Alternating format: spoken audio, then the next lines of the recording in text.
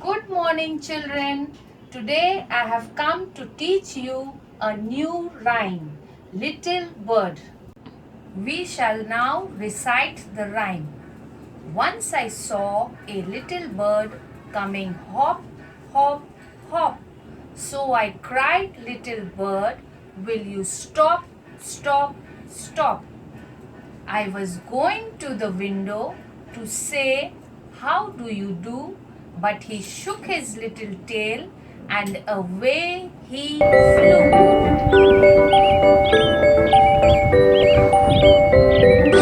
Once I saw a little bird coming hop, hop, hop. So I cried, little bird, will you stop, stop, stop?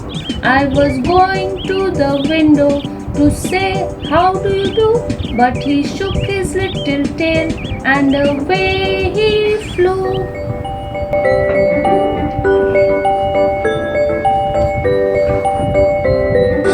Once I saw a little bird coming hop, hop, hop. So I cried, little bird, will you stop, stop, stop? I was going to the window to say, how do you do? But he shook his little tail and away he flew.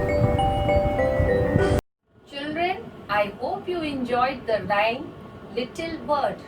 See you the next time. Bye bye.